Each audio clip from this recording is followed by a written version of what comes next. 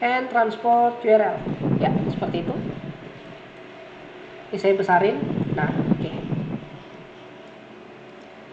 Oke, seperti itu ya. Jadi tambah satu lagi. Ini tadi saya lupa tambahkan. Ini sebenarnya nggak wajib, opsional. Cuman kalau ada dia lebih bagus gitu. Nah, ini bisa disimpan. Ctrl X, ya Enter. Kemudian kita populate Keystone database-nya. Jadi kita udah config koneksi ke database. Kemudian kita perlu menambahkan tabel dan isi dari database-nya gitu kan. Nah, cara menambahkannya daripada kita tambahkan manual gitu ya, dan nggak bisa juga setahu saya. Kita populate aja pakai komen yang udah ada gitu. Jadi caranya adalah su min s /bin /sh min c keystone manage db sync seperti ini. Kemudian user untuk default keystone itu adalah keystone namanya. Enter.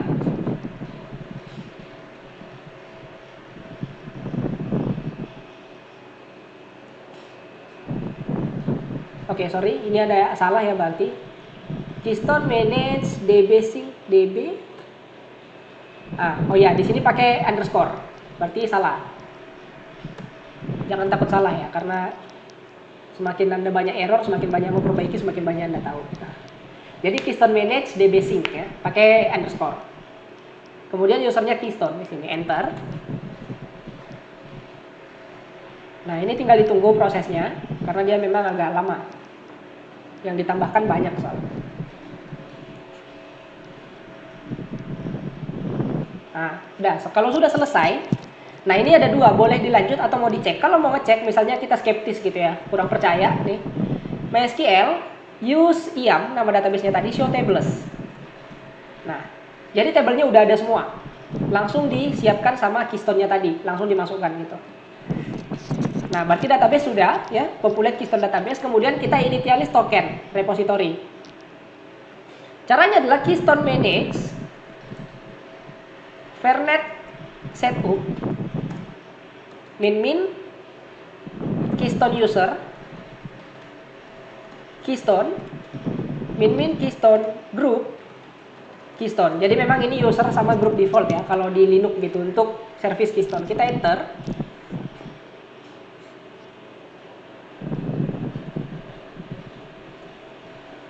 Nah, sudah selesai ya. Jadi memang seperti itu fernet setup. Kemudian di sini komennya sama, cuman kata fernet di sini kita ganti dengan credential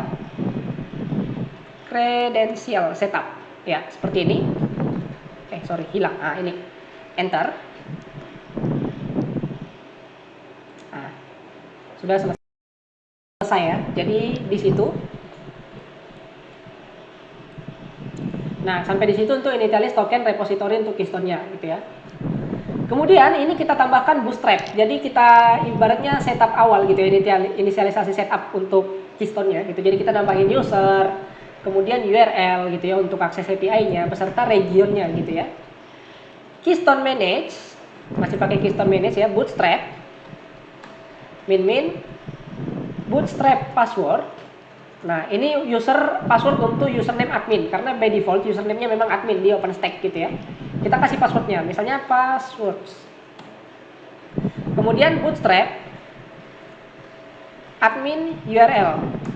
Nah, URL-nya apa gitu ya untuk akses API. Biasanya kalau untuk Keystone itu adalah HTTP. Kemudian hostname-nya, nama hostnya tadi OpenStuck misalnya kalau saya punya ya. Port 5000. Karena di Keystone itu portnya memang port 5000 ya, /v3. Nah, seperti ini. Jadi dia identity versi 3 gitu ya, yang terbaru. Kemudian bootstrap sama saja, cuman di sini internal URL.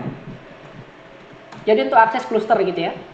URL-nya sama juga, nggak beda. Kemudian yang di public gitu ya, untuk akses dari user atau customer. Bootstrap public URL. Nah, sama saja URL-nya nggak ada beda, tapi ada beberapa kasus dibedakan. Misalnya kalau kalian pakai split brain DNS atau multi-view DNS gitu ya. Nah, itu tapi kita belum nyampe ke situ. Jadi kita samakan saja semua seperti itu ya. Kemudian bootstrap region.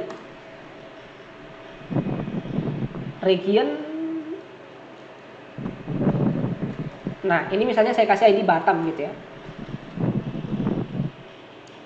Nah, kita coba enter, kalau error nggak apa-apa kita perbaiki. Nah, ini bisa. Jadi bootstrap region ID Batam. Kalau tidak ada yang muncul apa-apa berarti bisa ya. Jadi password sudah ada, ini password untuk admin, ini URL-nya. Ini internal URL gitu ya, tadi admin, ini public URL, dan ini regionnya ID Batam gitu. Cara melihatnya adalah,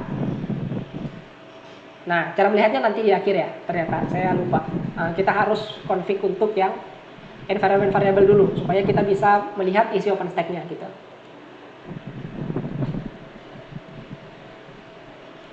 Nah, udah, yang add the bootstrap udah, kemudian kita enable dan restart service-nya. Nah, sebelum ke sini kita perlu install Apache 2. Nah, ini perlu. Kenapa? Karena untuk keperluan server name. Jadi apt install Apache 2. Nah, ini saya masukkan DVD-nya.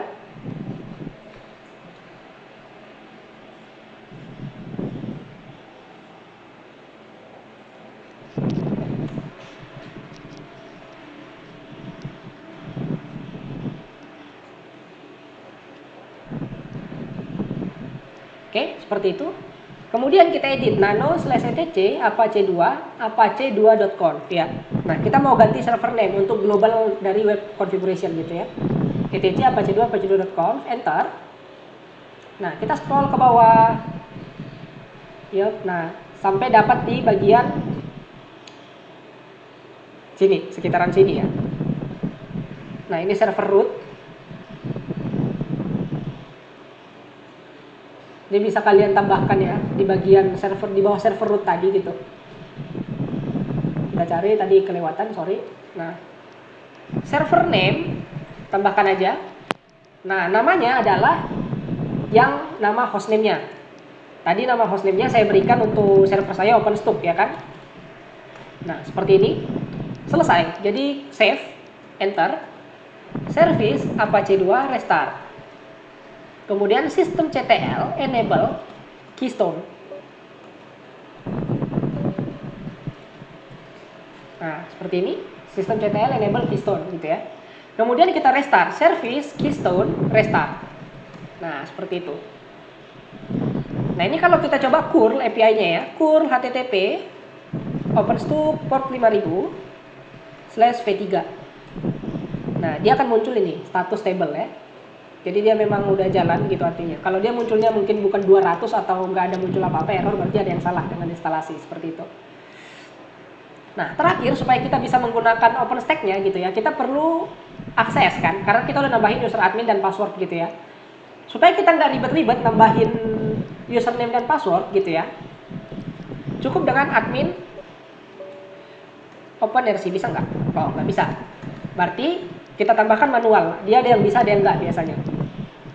Tambahkan manual nano.basrc. Nah, seperti ini. Kita enter. Nah, kita tambahkan di bawah ini export host username dan admin. Export host password sama dengan passwordnya tadi. Oke. Export host user domain sama dengan default. Export host project ya kalau saya nggak salah, sebentar. Ini kita lihat dokumentasinya aja. Bukan yang itu. Yang Keystone. Nah, ini nanti URL-nya saya tambahkan di deskripsi ya, supaya bisa dilihat dari sini juga.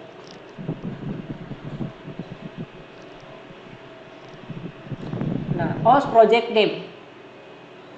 Jadi host user domain name di sini ya. Kemudian host project name.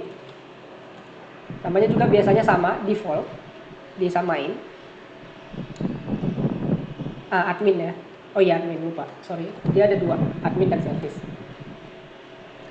Kemudian export os out URL http.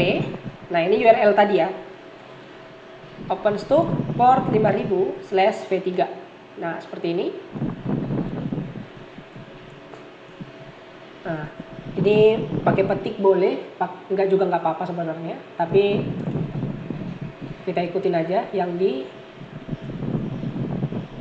official documentation gitu ya. Kemudian export OS identity API version sama dengan 3.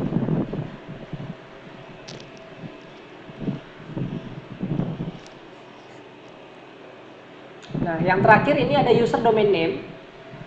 Ini ada juga satu lagi yang namanya project domain name. Tadi lupa. Nah, oke. Nah, ini bisa di-save seperti ini aja. Yang image API version belum perlu karena kita belum ada glance. Nanti kalau sudah ada glance baru perlu pakai gitu ya. Nah, ini bisa di-save, Ctrl X, Y, Enter. Kemudian kita search. Ini kita kembalikan. Search .bsrc. Nah, oke. Kemudian kita bisa OpenStack endpoint list. Nah, kita tunggu. Nah, ini udah ada. Jadi ini yang URL yang kita bootstrap tadi ya. Kalau misalnya kalian nggak setup yang variabel di bsrc tadi, nanti ini error karena dia butuh autentikasi. Nah, jadi kita udah setup autentikasinya di environment variabel gitu. Makanya ini bisa. Nah, ini region ID batang, keystone, identity, true, public, admin internal ya. Nah, OpenStack user list bisa juga. Misalnya mau melihat user apa aja gitu yang terdaftar. Nah, ini udah ada user admin. Nah, ini disediakan oleh Keystone ya, endpoint. Nanti ada juga OpenStack service list. Nah, ini yang menyediakan adalah Keystone gitu. Jadi database untuk autentikasi, otorisasi, pencatatan ya atau accounting gitu ya, seperti itu, AAA. Oke, sekian untuk tutorial preparation OpenStack ya dan identity service Keystone. Sekian dan terima kasih, saya akhiri.